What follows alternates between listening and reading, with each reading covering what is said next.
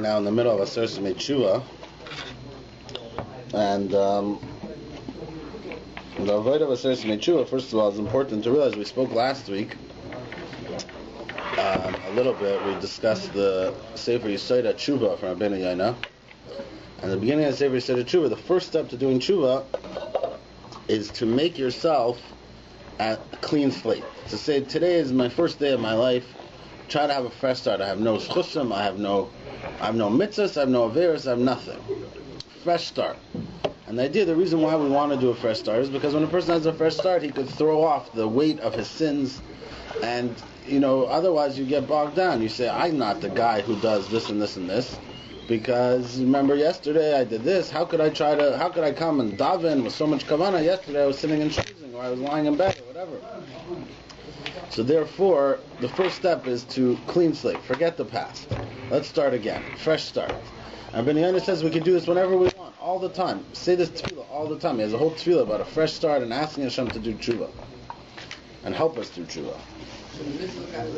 So then that's one of the ideas we mentioned quickly of Rosh Hashanah. Why do we have Rosh Hashanah first? We have Rosh Hashanah first because Rosh Hashanah is the time where we're sort of reconnecting, a fresh start. It's a new year, and in the beginning of the year, we don't focus on the past at all. We don't do tshuva, even though Rosh Hashanah is one of the Aseret Tshuva. It's one of the 10 days of tshuva. But what's very interesting is that we don't really do any tshuva on Rosh Hashanah. You're not supposed to say any achetz.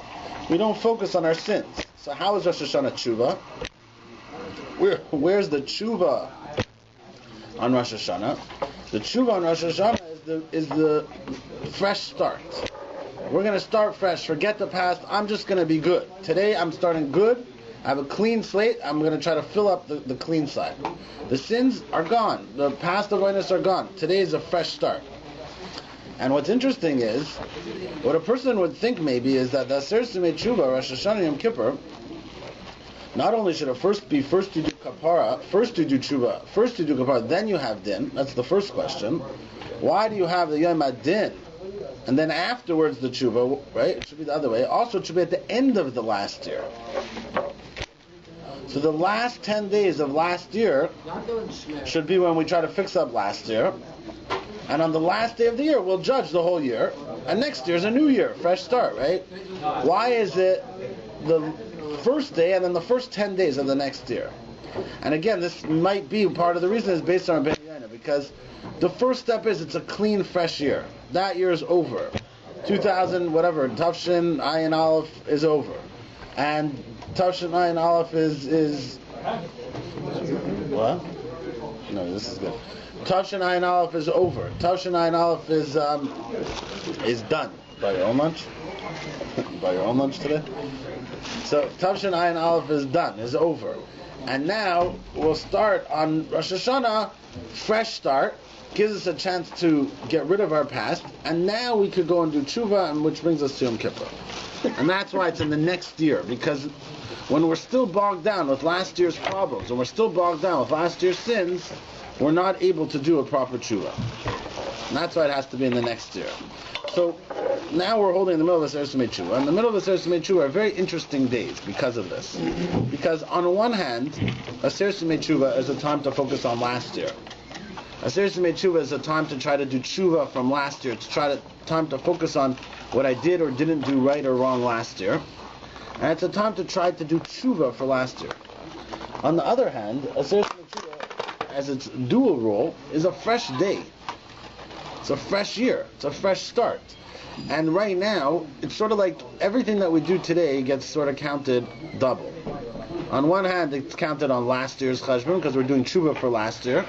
On the other hand, it's still the first 10 days of next year. And this is going to set the tone for the entire next year.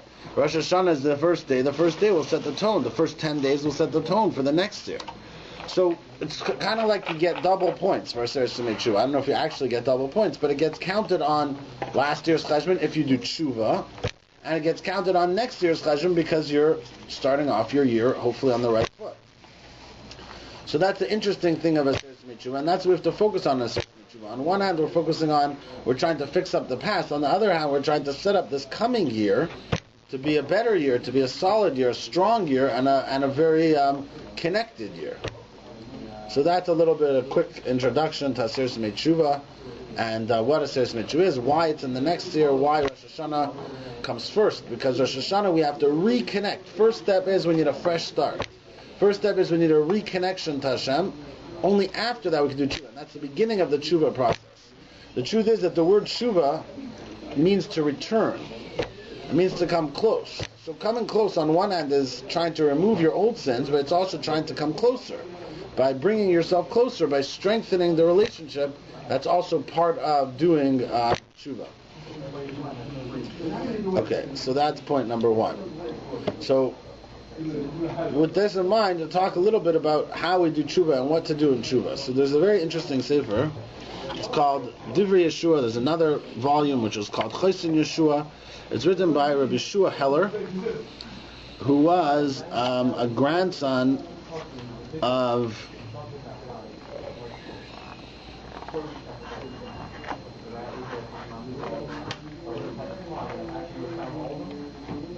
he was a Talmud.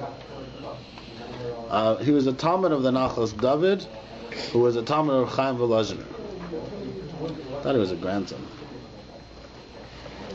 But anyways, he wrote a bunch of different stories. And this sefer is a very interesting sefer. So he writes like this. It's in the middle of the sefer, and he writes like this. Somebody who's very strong. So it's well known and very clear that that which a very strong person can do very quickly, a weak person can also do. So a strong person and a weak person could accomplish the same exact thing. It's just that a weak person needs to do two things in order to be able to accomplish it. And he gives an example. Let's take a tree. A tree could be chopped down by a very strong person with a strong axe, and it could also be chopped down by a little worm. But the worm does it a little differently. And he says, so one way is by taking a lot of time. Slowly, right? Like this famous story with the hare and the rabbit. Slowly, the turtle will get to the end. It just takes a little bit longer, but they could get to the same place. But number two is that a weak person can also do what a strong person can do by using what's called devices or trickery. By using smart ways of coming up with ideas, he could do what a strong person could do just as well. So for example, a strong person maybe could go, the example he gives, could maybe go capture a deer. And a weak person wouldn't be able to, but he could set up a trap. And by setting up the trap, he could accomplish the same thing. He could capture the deer. So if a weak person wants to do what a strong person is doing, he needs to do two things. Number one, he needs to be patient. He needs to be ready to go slowly. Eventually, I'm going to get there. And number two is he needs to think. Tricks, ideas, using his brain in ways to come up of accomplishing things. Similar to this is our milchama with our Yetzer Hara. We have a milchama against our Yetzer Hara. Now some people are very, very strong, and they could overpower their Yetzer Hara. So the Yetzer Haras come and tell them to do things that they're chazak, and they say no, and they could just beat their Yetzer Haras. Maybe there still are people like that. But others are very weak. So in order for them to beat the Yetzer Hara, they need to have these two ideas. Number one, they need to, and by the way, those strong people don't need to have any kind of tricks. They just walk right up to the Yetzer Hara, bash it down, right? There's no problem. But the weaker people, they need to come on to eitzas. They need to come on to ideas. So there's two things. The weaker people, they need to do two things. Number one, they need to be prepared to go slowly. Small steps. Small steps help me to overcome my Yetzer Haras. And number two is tricks. Tricks help me to overcome my Yetzer Haras. Using ideas, using tricks, not just going right up against the Yetzer Hara, but trying to figure out ways of beating the Yetzer Hara through tricks, and different tricks that help you beat your Yetzer Hara.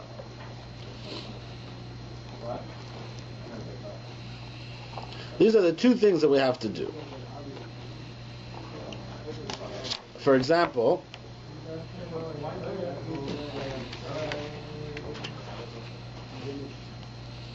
and by the way, this is what the Yetzer Hara does to us as well. The Yetzer Hara doesn't come along to someone, a nice, from boy, is learning in yeshiva, or whatever. He doesn't come along to a guy and say, go kill somebody. Or go do Avodah Zarah, whatever. Go off the derech. But what he says is something very small. Come a few minutes late to Shachars. And then, come a couple minutes later, and then a little bit over here, and a little bit over there, and a little bit over here. La'at, the Yetzer Hara is very smart. And he gets you a little bit here, a little bit there. Tomorrow he says to do this, the next day he says to do this.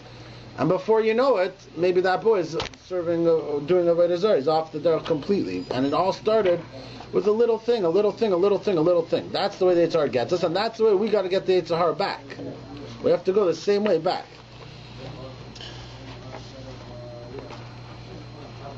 So he brings a medrash. The medrash says like this: Amar Rabbi Lakikar, Shutali Bavir Shabais. Rabbi said, there's a piece of bread that's hanging in the air of a house. So someone who's a fool says, who could get this kikar down? Who could get this bread down? It's hanging up there. It's impossible to get down. Mishahu chacham, but someone who's a smart person says, somebody put it up there. So obviously there's a way of getting it down. If it got up, it's got to get down. There's got to be a way. So what does he do? He brings pieces of wood, piles them on top of each other, one by one by one by one, and eventually he's able to get it down. So this is what a person has to do. A person has to, number one, be ready to go slowly, slow steps in order to get somewhere. Number two, he has to come with ideas, like putting the sticks down in order to reach it. And there's many psukim like this. The Gemara in Bracha says, a person has to be smart, trickery in Europe. The pasuk says, with devices you do mechama. You understanding different tricks will make you acquire it. Or ani chachma, shachanti arma, chachmas aram, havindarka, all kinds of chachma things.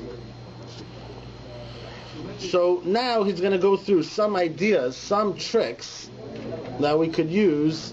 He goes through a lot of them. We'll start with one and see where we get up to. Some tricks that we could use in order to beat our Yetzer Hara. So obviously the idea of going slowly, we could try to figure out ourselves, taking small steps, right? That we spoke about this in the past, right? Deciding to learn one Mishnah a day and sticking to the one Mishnah a day, not saying, oh, you know what? I'm going to sit for 4 hours straight every day. Some people who are very strong, maybe they could conquer the Yetzer Hara and just completely change in one day and become a totally different person. But others, they go steps, slowly. By Shachris, I won't talk during davening. Okay, now by Mincha, now by Marv. Eventually, I never talk. But in the beginning, slowly, step by step. That's one idea. But the other idea is to come up with tricks, how to stop yourself from doing whatever you do wrong. And one of the tricks is by using, it's called using, it's called lahachlef yetzer b'yetzer, using the Yetzer Hara's powers against himself.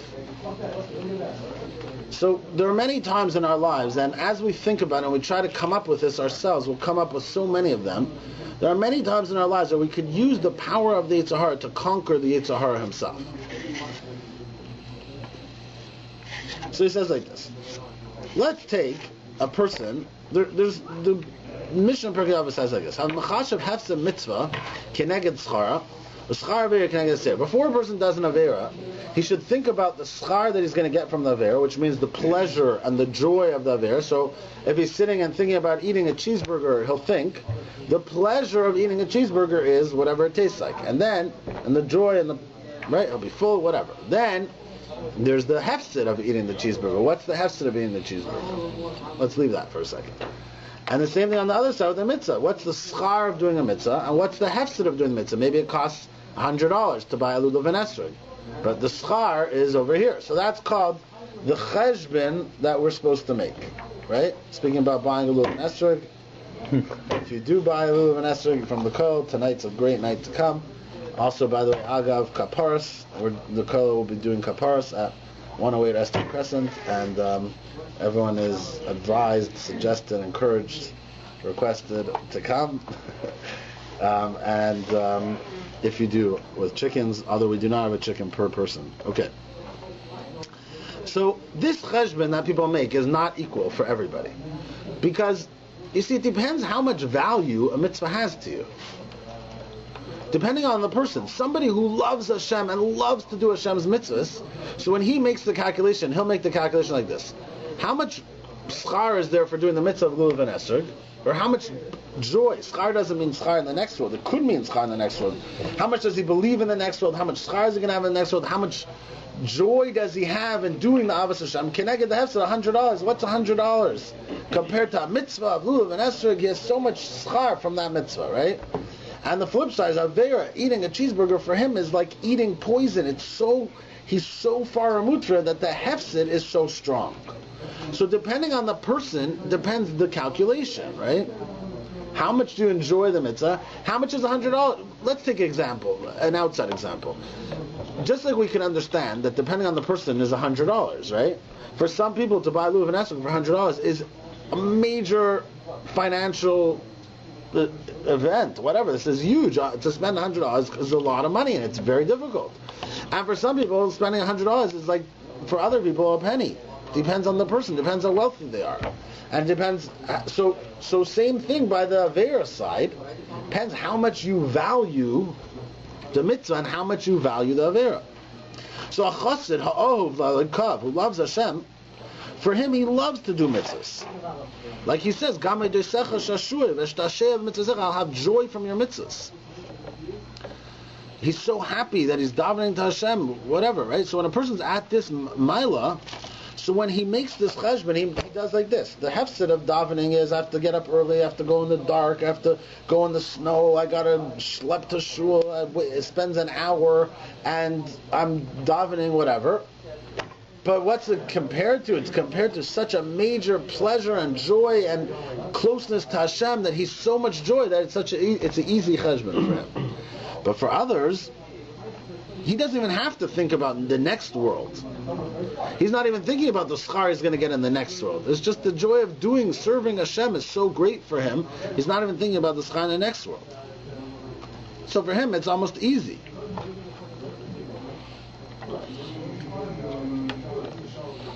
And also the other way around, by an Avera, the terrible pain he would have by doing something that would ruin his relationship with Hashem is so strong that even if it costs him, let's say he has a deal coming up and it's coming close to Shabbos, and we're talking about $50 million, and it's going to go on to Shabbos, for him it's not even a question. Shabbos is such an amazing, beautiful closeness to Hashem, he would never consider giving it up for anything, right?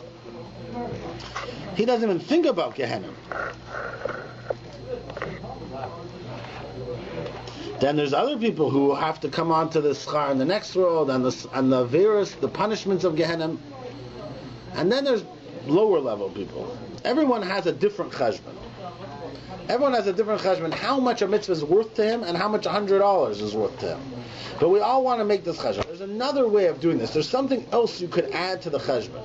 And that's called adding a different Yetzer Hara to the mitzvah side. Or adding a different Yetzer Hara to the Avera side. And by doing that, it helps you win. For example, I'll read some of his examples also, but first we'll say some examples out. Maharishi used to always talk about the idea of making sort of boundaries around ourselves. So one of the things he used to speak about was the idea of davening in a set seat, in a set minyan every day. Now, why is that so important? It's so important because there's, well, some people would refer to as a machla, a little bit of a sickness in the world. It's kind of shul hopping. So today I'm at the 7 o'clock minyan, tomorrow I'm at the 7:30 minyan, the next day I'm davening in the boat shul, the next day I'm davening here, I'm davening there. Nobody ever knows if you miss davening. If you miss davening, you're not embarrassed, because if you don't show up in your regular seat, well, maybe you're somewhere else. But if you daven every single day at the 7 o'clock, the 7:30, every day in the same spot, the same seat. If you miss the day, what happens? Your friends turn to you and say, hey, what happened? Where were you, right? So if you're off in whatever on a business trip, okay, no one's going to complain. But all of a sudden, pitom, you missed davening, it's embarrassing. So what are you using? You're employing the Yetzer Hara of covet, not wanting to be embarrassed. You have a Yetzer Hara for your covet, and your Yetzer Hara for your covet sort of pushes you to go to shul. Because you know you're going to show up later or the next day, and your friend's going to turn to you and say, hey, where were you, you bum? How can you miss? Like, hey, he's going to bug you, and he's going to look down at you. Maybe your wife will look down at you. Maybe your wife will start to think of you, I thought I married a good guy. Now this guy's a bum. He doesn't even go to shul, right? He doesn't learn in the morning. So all of a sudden, that sort of taiva, or the kavod, is now on the schar mitzvah side. So now let's weigh. Going to shul in the morning, not going to shul in the morning. Going to shul in the morning, let's see. What's the schar? Schar is, I get the kavod or whatever, or I don't have the embarrassment. What's the hefsid of going to shul? Well, I got to get up early, and it's dark, and it's snowy, and it's cold, and I don't want to shovel the snow right now, right? So maybe it's not so easy. By the way, that's one of the reasons why we have weather in the world. Not the only reason, but it's one of the reasons why there's weather difficulties. It's Yetzer Hara, which has to keep you in bed. It gets dark, especially in Toronto, right? Wake up, it's pitch black outside, freezing cold, snowy, right? That's all in Yetzer Hara. It's trying to keep you. Don't go to shul. Don't go learn. Don't go daven. That's what they're there for. That's one of the reasons why there's snow. I'm serious. It's one of the things Mr. Shalom says. One of the reasons why there's snow. It's one of the reasons. Another reason is that the world could have a fresh revival, like we spoke about. Spring is a fresh start. There's like a winter, and then there's a spring to give you that reawakening, that fresh start. Anyways, so, but what's on the schar side? On the schar side is your Yetzer Hara, is your Yetzer Hara for kavod. Let's say you go to something like Dirshu where you get paid, right? Now you have another sort of Yetzer Hara. It doesn't have to be Yetzer Hara, but another sort of, you've now added to the ability to make it easier to go, because first of all, your friends are going to say something to you. Second of all, you're going to get paid. So now it gets even easier, right? Rabbi Miller writes that the midah of busha is such a powerful midah. He says like this. I mean, this is very powerful. It's a scary thought, but he says so many marriages and lives were saved because of the midah of busha. So what happens? The husband... What's busha? Busha, embarrassment... No, I'm not translating everything. The kosher tube audience needs to be everything. Up to par. Some word. So the midah of busha, the midah of embarrassment needs to be... you could take that part out if you want. the midah of embarrassment has saved many marriages. Why? Because a husband will get upset. I can't take this anymore. Or whatever, something goes wrong, he's unhappy, I can't take this anymore, I'm leaving. And then he's lying there and he's saying to himself, where am I going to go? What am I going to do? I'm going to drive, I have nowhere to go, I have nothing to do, I don't have I'm going to go rent a hotel room, what am I going to do? What am I going to tell my friends? How am I going to speak to my parents? For sure my in-laws, they always thought I was a bum, I can't show them, right? so not mine, but so what am I going to do? So all of a sudden, he's just embarrassed. So what holds him in? And then, okay, it's not so bad, and then a few minutes later he calms down and he's happy. And, everything works out fine. But had he not had the midah of busha, had he not wondered what is he going to say to his friend in shul, and had he not had to feel embarrassed, he may have pulled it off. He may have left. And so many other things like this. The midah of busha stops us from doing so many things, right? I may want to eat that cheeseburger, and I may not care about the schar in the next world, the veir in the next world, whatever. It doesn't make a difference to me right now. I'm so caught up in my taiva to have this cheeseburger. But we all know that what's one of the main things that's stopping me from eating this cheeseburger? What if someone sees me? Now what? Right?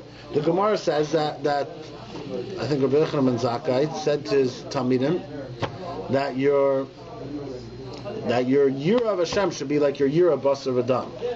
And his Talmidim said, that's it? And he said, Halavai, it should be like that. Something like that. I forgot exactly. And the idea is that Busha is sort of a Yetzer Hara which we can employ to stop us from doing other Yetzer Hara. So I have Yetzer Hara to do a chet, And the Midah Busha stops me from doing that chet. So, this is an idea that we could sort of attach to many, many things. A person gets me very angry. So, I may have a very strong desire to lash out at him and yell at him, right? But again, it's embarrassing. Everyone's going to see me acting like a mashugana. It's embarrassing. I may have a desire to hit him. If I hit him, who knows what? Maybe he'll sue me. I might have to pay, right? And sometimes repercussions could be worse. I could, you could lose your job. You could get divorced. It depends what you do, right? You hit him too hard, you could go to jail. You could get divorced. You could, your kids don't want to see you. Like, as you build up the things that hold you back, right? If a person goes and eats a cheeseburger, I don't know if, who knows where that will end up, right? If somebody sees him eating a cheeseburger, he could, his marriage, his kids, who knows, his job. So all of a sudden it becomes a much different schar mitzvah keneged hefsed avera. The Gemara says that when a person does an avera, what does he say? He doesn't say Hashem shouldn't see me. You kind of feel like me and Hashem, we got this worked out.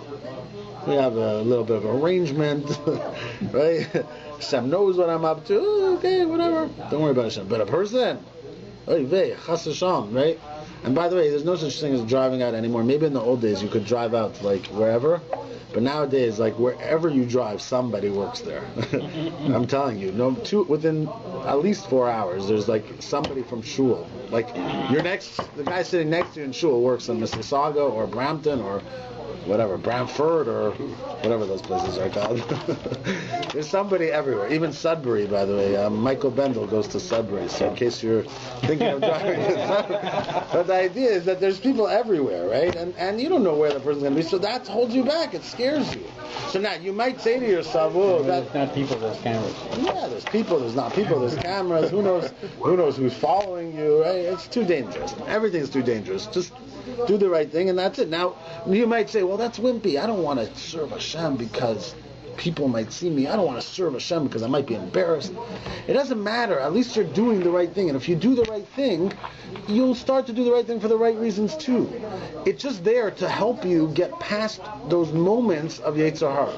Those moments of taiva when the taiva overpowers you. And we all have those moments where the taiva overpowers you and you're lying in bed and you can't get up. You really want to go back to sleep. And then you start to think of those things. But you need to make the calculation before. You can make the calculation then. But if you think about it now, so let's say a person says to himself, what is my area that I want to try to fix? Okay. So in this area, let me try to come up with as many possible other Yetzer Haras that apply to it. And by doing that, it makes you aware of it and thinks of it. Then when the Yetzer Hara shows up and says, hey, you know what, go do it, you're able to stop. So let's take dieting, for example. It's a famous mashal everyone could connect to, right? So a person thinks to himself, what's the schar of dieting and what's the hefsed of dieting? Well, the hefsed of dieting is, I want to eat that piece of chocolate cake, right? I want to have the whatever, right? Right? What's the schar of dieting? It depends. Depends on the person, right? Some people it might be a matter of life and death. If you don't diet, right, it could be very dangerous. Or we can't do we got to do an operation on you, and you're not healthy enough to do an operation. You might have high blood pressure. Some people it might just be a matter of looks. Some people it might be a matter of their whole parnasa because right, Chris Christie might not be, whatever his name is, Christie might not be able to get the job as president because he's too fat, right? Anyone read about this? He's not really good. What? Okay, I saw him on TV. He might run. I don't know if he's not going to get it, but he announced today he's not running. Well, they were talking about all over the news. Could he win or not? He's too fat, right? So it depends. Your weight. I'm not saying he is. I'm just saying that's what it says. Your weight can have many effects on you, and it depends what they are. And based on your situation, is the hefsed mitzvah connected the hefsed of dieting connected the schar of dieting? And if you think about it and you try to work on it, you try to build up, well, there'll be health benefits, and I'll feel better about myself, and I'll feel better about how I look, and maybe I will be able to make an extra sale because people like the way I look, and maybe I will be a more effective husband, maybe my kids will be prouder of me, da-da-da-da-da. As you think about it, you try to build up, throw on Yetzer Haras. Maybe I'll make more money, and maybe there'll be, maybe people will like the way I look better. Don't worry about it. Put on the Yetzer Haras. Use the power of the Yetzer Hara to beat the other Yetzer Hara. And now you got the Yetzer Hara against the Yetzer Hara, and it gets confused, but besides that, you have the power of the Yetzer Hara helping you to do the right thing. And that's a powerful trick of how to win against our taivas, against our Yetzer Haras.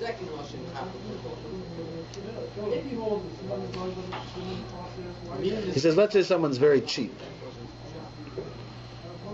That's a very bad mina to be cheap. Very, very stingy, right? But sometimes it could protect them. Because, let's say, for example, someone gets him very angry and he wants to harm him, but like hard. He wants to really hurt him. But then he says to himself, well, what if I go to court and what if I lose my... Well, okay, a better example. He's driving down the street. Somebody cuts him off. He's fuming, right? He wants to go cut him off back.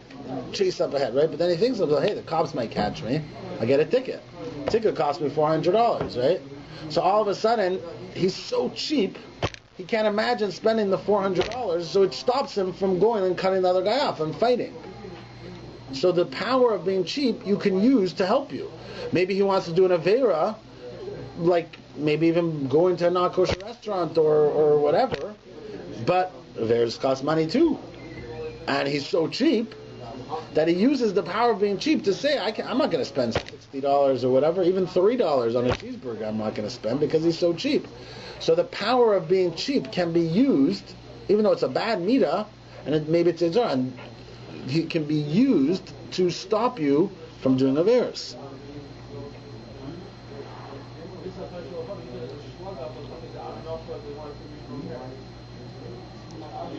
Or let's say someone's cheap, and the other way around, and an ani comes to him and asks him for money.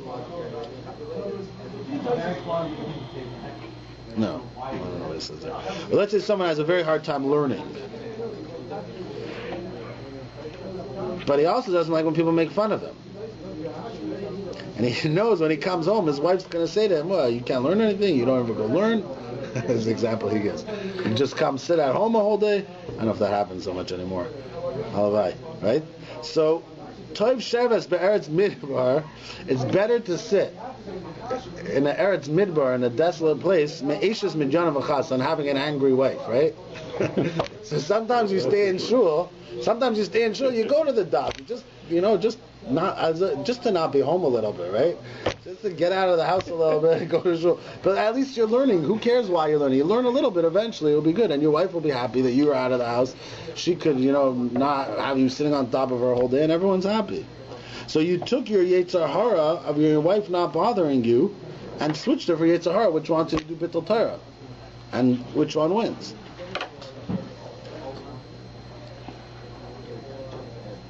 Or let's say a guy's very, very lazy, but he also has big taivas. He wants to have a fancy house and a fancy car and a fancy all this, right? Too much. So he could use the power of laziness, the Yetzer Hara of laziness, to tell him, don't waste all your money on all that stuff, because then you got to work hard. Right? Where are you going to get the money? You're going to have to work hard. So just live in a small house, that's okay, don't worry. And he'll use the power of atzlus, the power of the laziness, to overcome his taivas within reason. Okay. What other ones does it give? Let's say someone's very cheap. He doesn't want to spend money on Shabbos, but he really likes good food. So he could use the Yetzer Hara of the good food to overcome the cheapness of spending money on Shabbos. Or a guy doesn't want to pay back, but he knows he might need the money the next time, so the taiva that he might need the money next time causes him to pay back his chayv. And then he brings a pasuk. Noyef isha chaser leiv, someone who adulterates, is missing a heart. Nega v'kolin yimtza v'charpasa l'semacha, he's going to be embarrassed. So he's giving up the taiva of his nus because he doesn't want to be embarrassed, because he knows if he's caught, forget it, right? His whole life just fell apart. So he has a tremendous taiva for his nus, but he also has a tremendous taiva to whatever. He doesn't want to be embarrassed and get divorced, and who knows where it will lead. It's a kavod leish shabbos mitzvah. It's a kavod of a person to stay away from a fight. Or oyav yain v'shem, someone who loves wine and oil lo yasher, won't get rich. Kisoy v'zel, someone who has too much taivas, ivar, shall be poor. I'll take to the Rabbi Meir. These are all psukim to show you that this idea is a good idea. I'll take to the Rabbi Meir. Don't go out to fight quickly. Because when you go out to fight, you're going to end up being embarrassed. So you can use your Yetzer Haras to overcome your taivas. Eventually, those taivas will just go out, because when something's not used, it starts to get weak. When you don't use the power of your taivas, even if you're not doing it for the wrong reasons, right? If a person's very cheap, but he always acts generous, eventually the cheapness just goes away and becomes generous. Even though the only reason why he was generous is because he wanted whatever, covet, or he wanted whatever. It doesn't matter. Eventually he becomes a generous person. So therefore you can get rid of your old things by doing this. But you got to be very careful in everything you do. And you got to do two things. No, more than two things. Number one, you have to be very careful to make sure that it's a good trade, right? Because you're going to one Yetzer Hara to conquer the other Yetzer Hara. You don't want to go too far in this Yetzer Hara because it's still a Yetzer Hara. So you got to be careful. Number two is you got to think about it before and try to make it real. In other words, it's sort of weak. Like, well, maybe I'll get whatever. Maybe I'll lose my job. It's not so strong. Try to imagine. Try to sit down and think to yourself, what would happen if I'm caught? Try to really start to play it out. Well, try to imagine what your wife would look like, or try to imagine what your partner would look like, or try to imagine what your friends in shul would look like and how you would feel. And the more you make it real, the more you live it, the more you make it real, the stronger and the more powerful it becomes to overcome it. And try to play out all the things that will happen because of it. And he talks about the idea that, sometimes it's a suffix. So a person might not want to give up a vada eating a piece of chocolate. Right? This is very real, right? The chocolate cake is right here, right now. The pleasure is now. Like, wait, the health, who knows, down the road, right? So you need to sometimes add more and more things and try to make it as real as possible in order to overcome it. And the idea is to take two. Sometimes if you can get two at one time, it's even better.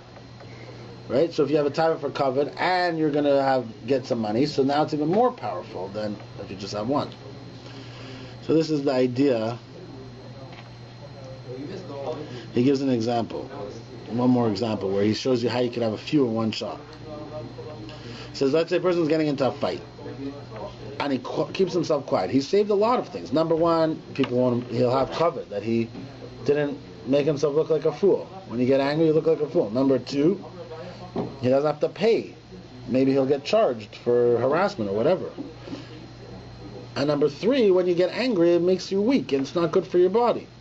So for one action, you could have many repercussions. And the more you build up the repercussions and the more real you make those repercussions, the more you can use those things to help you stop your Yetzer Haras. And if you do it before, if you think it through before and you plan it before, that's the best way to do it. So when a person has Yetzer Hara that he knows comes to him every once in a while, he needs to think about it before and sort of think about what, right? Let's go back to our famous one and then we'll stop, let's say, talking during shul, right? So what are the things you can think about? Well, what are my kids going to do when they get older, if they see me talking during shul? And how are people going to look at me? And what's going to happen when I want to go tell him to be quiet when I just talked before? I don't know, right? And you try to think of the things that it harms you, and then it starts to get easier to build yourself up and to overcome that taiva. Shkoyach.